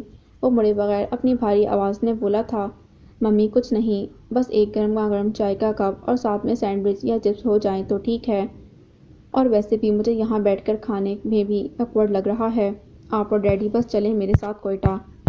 غضب خدا کا 3 جوان بیٹے اور والدین لوگوں کے گھروں میں دھکے کھاتے پھر رہے ہیں۔ اس کی آواز میں خفگی کا عنصر واضح تھا۔ کوریڈور میں کھڑی عائشہ کو اس کا انداز اور الفاظ خاصے ناگوار گزرے تھے۔ کبھی اس نے قدرے بلند میں کہا مائنڈ اٹ مسٹر، انکل اور آنٹی اس گھر میں مہمان نہیں ہیں، یہ ان کا اپنا گھر ہے، اور اپنے گھر میں کوئی بھی کسی کو دھکے نہیں دیتا، آپ یہ اپنی غلط فہمی دور کر لیں۔ اور جہاں تک انکل اور آنٹی کے 3 بیٹوں کی بات ہے تو آپ مردوں کا کیا بھروسہ، ابھی ایک بیٹے کا خون سفید ہوا ہے، کل کو باقی 2 بھی پہچاننے سے انکار کر دیں گے، اس لیے آپ کو ان کی فکر کرنے کی ضرورت نہیں ہے، ان کی بیٹی ان کے پاس ہے۔ جی؟ وہ ایک دم ہی اٹھا تھا اور قدرے حیرانی اور دلچسپی سے سامنے کھڑی محترمہ کو دیکھا، خاصے تپے انداز میں اسے گھور رہی تھی، اس کے لہجے سے ہی نہیں چہرے پر بھی ناراضگی کا اظہار ہو رہا تھا۔ ممی ڈیڈی نے کیا 2 شادیاں کی تھیں؟ اگر ایسا کیا تھا تو آپ نے دوسری وائف کے متعلق تو کبھی نہیں بتایا؟ خاور نے ریموٹ کنٹرول سے ٹی وی بند کرتے سنجیدہ لہجے میں پوچھا، جبکہ ہاتھ میں ٹرے لیے اندر آتی آنٹی کلثوم اس کی شرارت پر زیر لب مسکرائی، جبکہ وائٹ یونیفارم میں ماتھے پر آیا نادیدہ پسینہ پوچھتے ہوئے عائشہ نے بامشکل اپنے غصے کو ضبط کیا۔ بیٹا یہ عائشہ ہے، افتخار بھائی کی اکلوتی اور بہت سمجھدار بیٹی، آنٹی کے لہجے میں اس کے لیے پیار ہی پیار تھا۔ اچھا؟ اس نے قدرے تعجب سے اسے دیکھا، جیسے اپنی ماں کی بات پر شک ہو۔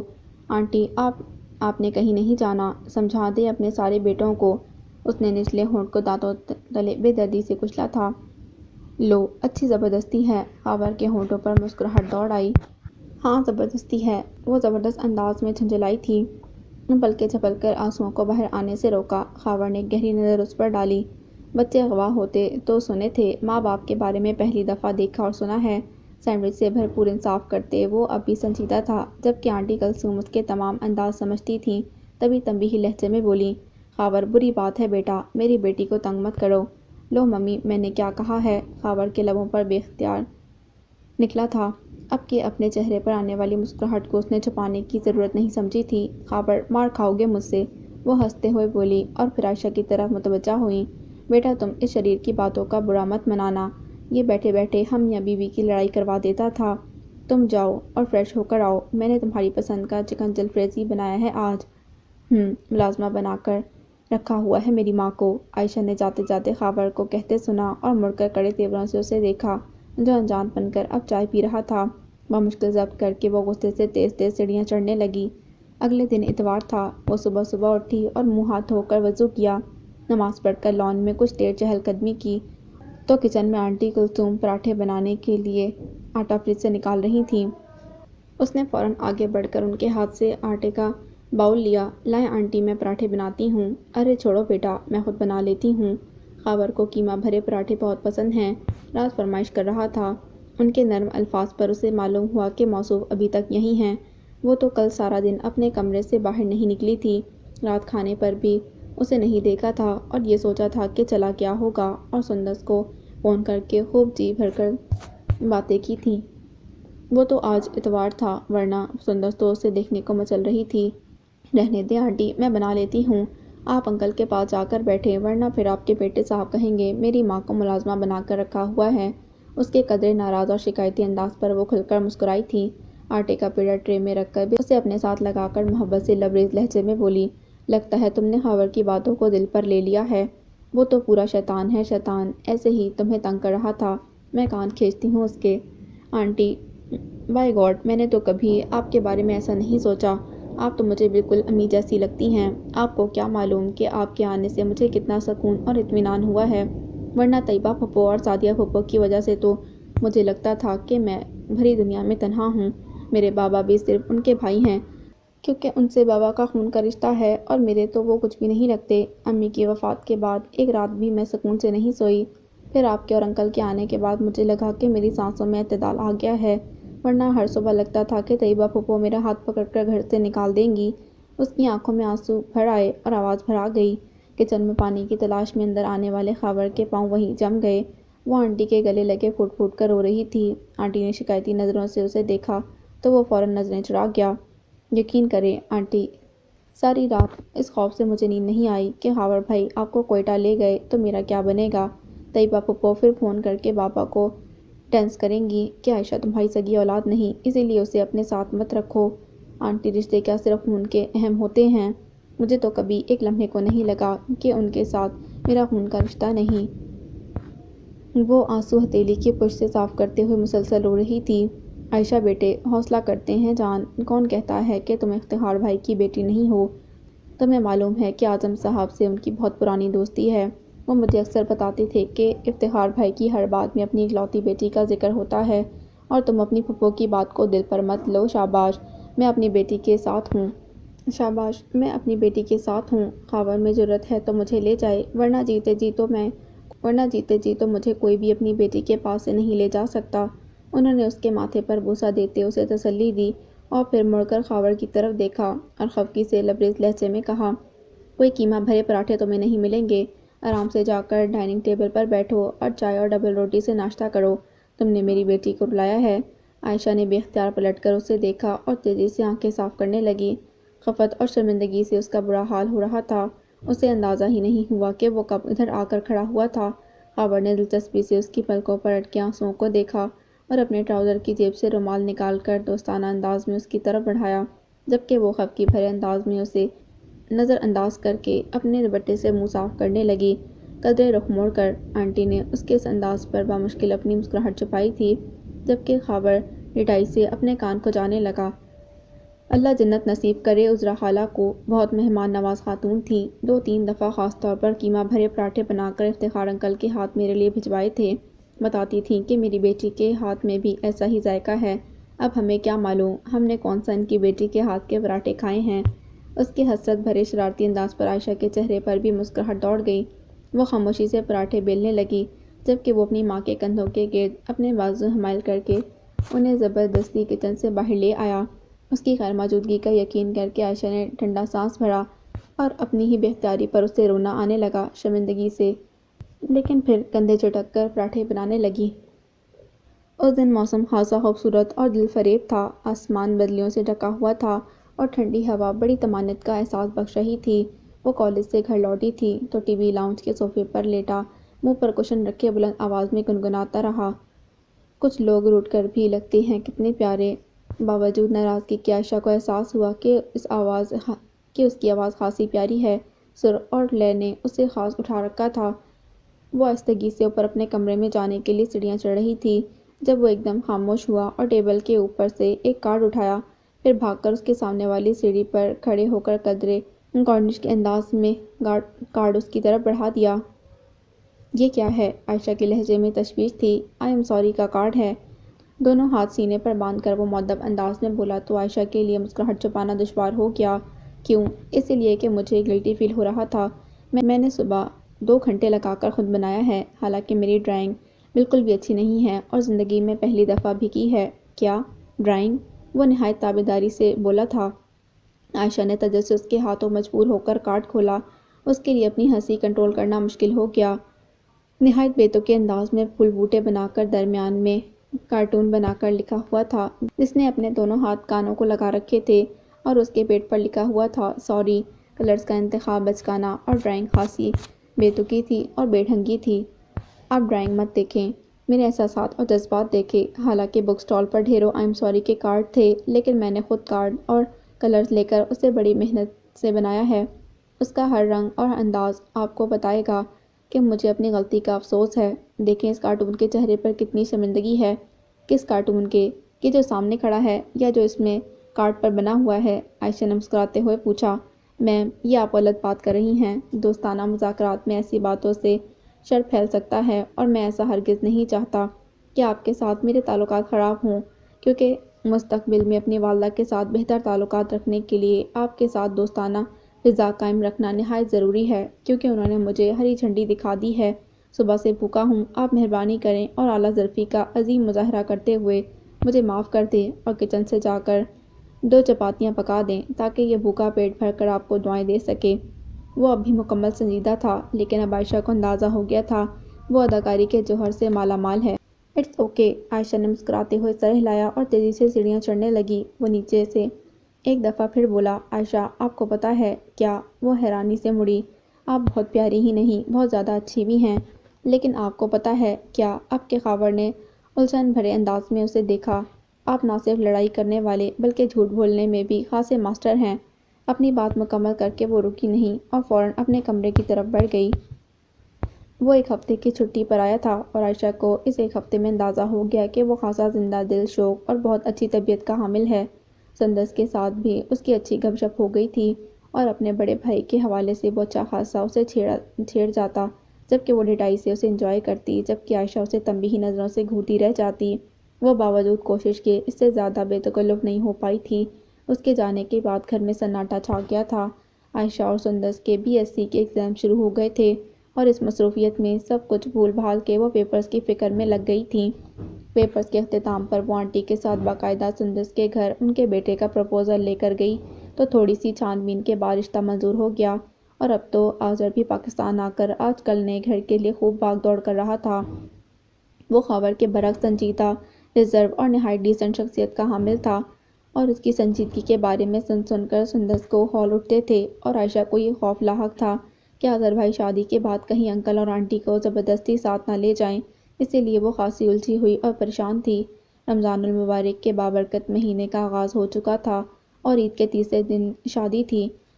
وہ نہایت بے دلی سے شادی کی شاپنگ آنٹی کے ساتھ کروا رہی تھی جب رمضان المبارک کے تیسرے ہفتے خاور اچانک چھٹی لے کر آ گیا۔ اس کے آنے سے گھر میں ہلچل کا احساس جاگ اٹھا تھا۔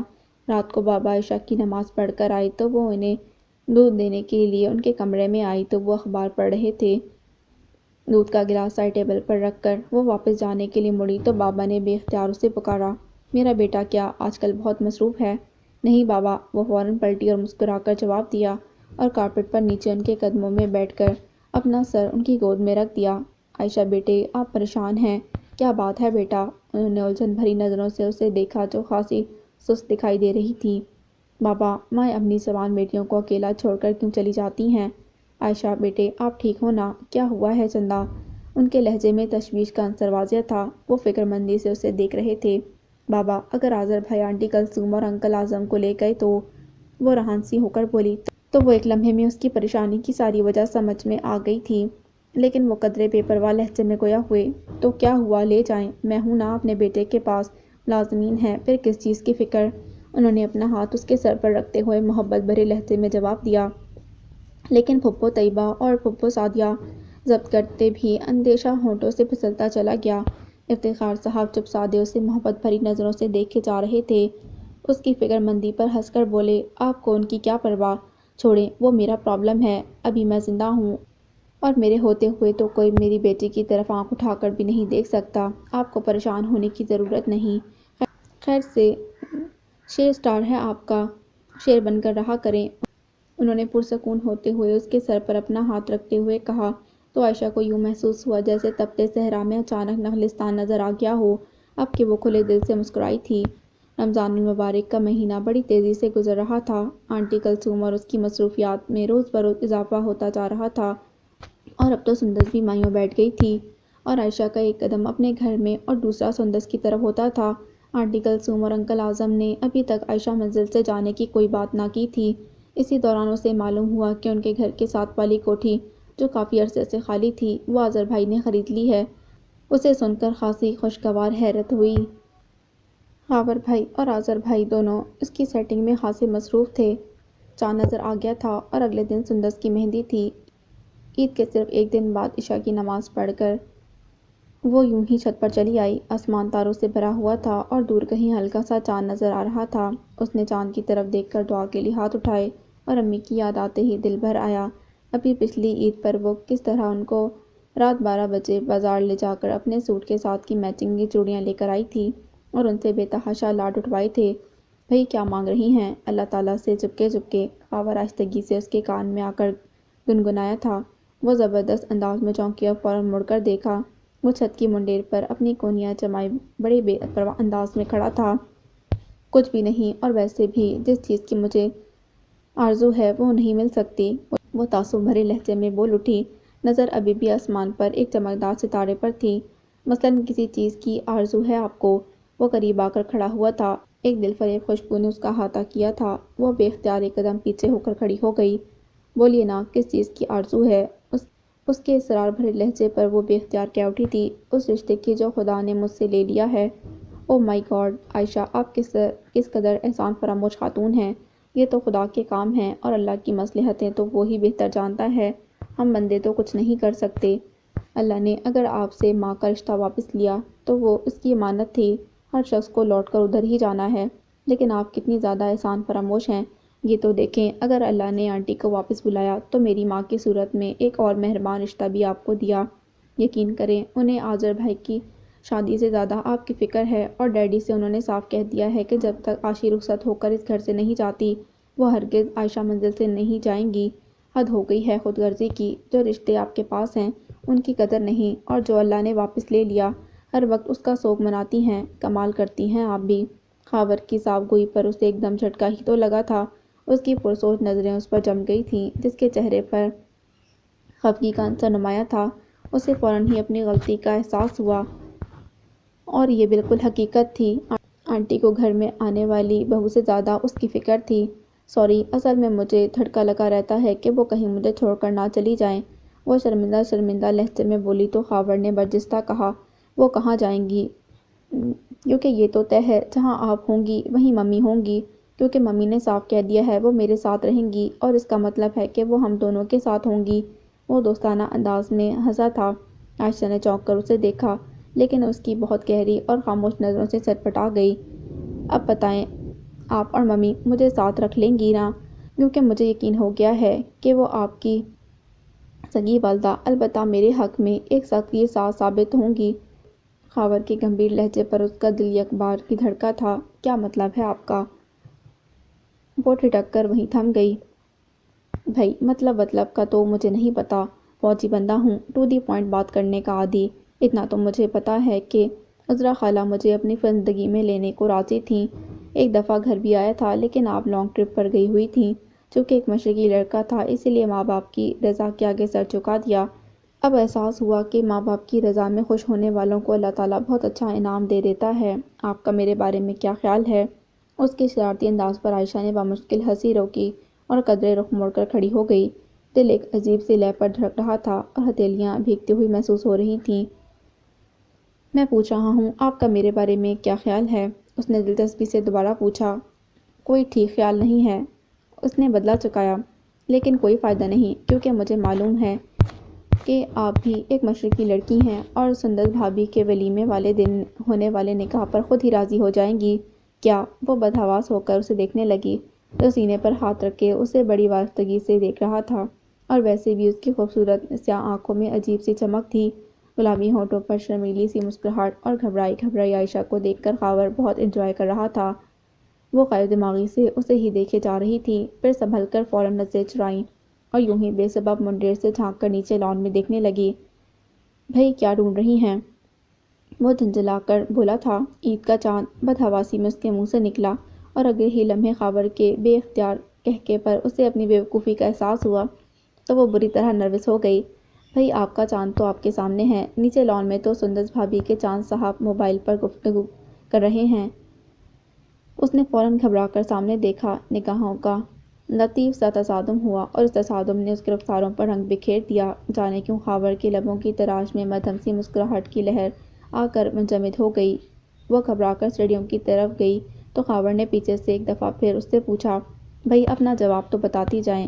اس کی شوخی سے بھرپور آواز پر وہ گھبرا کر پلٹی اور آہستگی سے کہا، کیا کروں، میں بھی مجبور ہوں کہ میں ایک مشرقی لڑکی ہوں۔ اتنا کہہ کر وہ تیزی سے سیڑھیاں اترنے لگی۔ خاور کا لگایا ہوا قہقہا اس کی سماعتوں میں پڑا اور اسے محسوس ہوا کہ وہ اس زندگی سے بھرپور قہقہے کے حصار میں ہی قید ہو گئی ہے اور شاید کبھی بھی نہ نکل سکے۔ The end. So this was the end of دل آنگن کا چاند۔ امید کرتی ہوں یہ آپ کو پسند آیا ہوگا۔ اگر آپ کو یہ پسند آیا ہے تو پلیز میرے چینل کو سبسکرائب کریں، اس ویڈیو کو لائک کریں۔ ملتے ہیں ایک نیو ناول کے ساتھ۔ اللہ حافظ۔